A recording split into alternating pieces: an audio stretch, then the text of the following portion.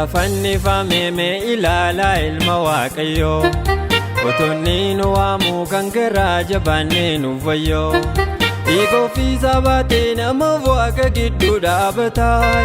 Cubbamaan kamiyyuu yoo dhufe amma araara argataa Yeroo dabarsinaan nu simuun danda'u lammataa Isa fannifame mee ilaalaa ilma Waaqayyoo Otonni nu waamu kan garaa jabaannee nuuf wayyoo Dhiiga ofiisaa baatee namaaf Waaqa gidduu dhaabataa Cubbamaan kamiyyuu yoo dhufe amma araara argataa Yeroo dabarsinaan nu simuun danda'u lammataa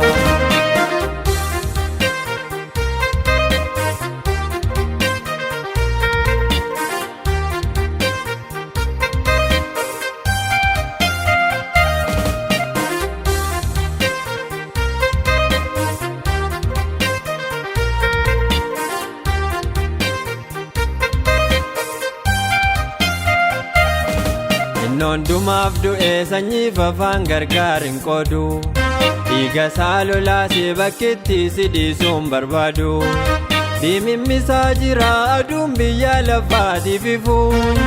Akka arraan ta'u fayyina keetiif yeroon dhufu Hafuurri Waaqayyoo wallaansoo nama qabaa nafu Isa fannifame mee ilaalaa ilma Waaqayyoo Otonni nu waamu kan garaa jabaannee nuuf wayyoo Dhiiga ofiisaa baatee namaaf Waaqa gidduu dhaabataa Cubbamaan kamiyyuu yoo dhufe amma araara argataa Yeroo dabarsinaan nu simuun danda'u lammataa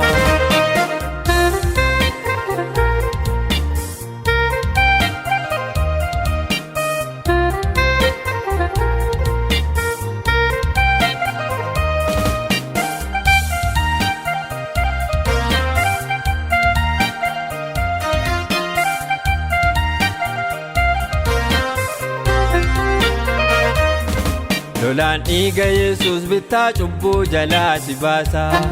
Fayyina kee mormee diinni kee maaliif sitti tasaasa Har'a dhiiga Hoolichaa balbala keetti yoon dibanne Fannoo Yesuus jalaa yoo dhuftee cubbuu kee hin himanne Si mudachuun oolu iyyi namni namaan dirmanne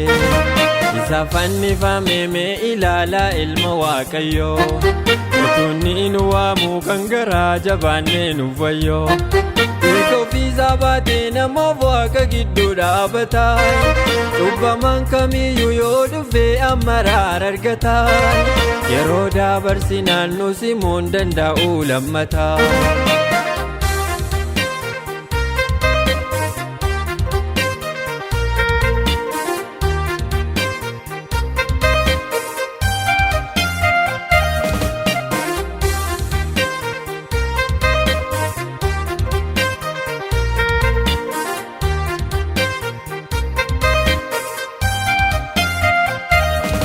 Raawwatee ta'eeraan samiirraa gaafa dubbatamu Kallattii hundumaarraa qilleensi yeroo gadhiifamu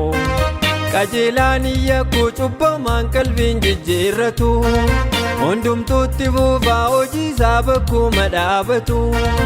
Yeroon tolaa amma namni Yesuusin araarfatu Isa fannifame mee ilaalaa ilma Waaqayyoo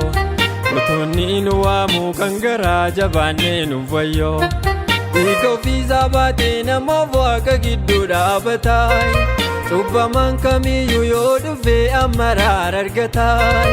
Yeroo dabarsinaan nu simuun danda'u lammataa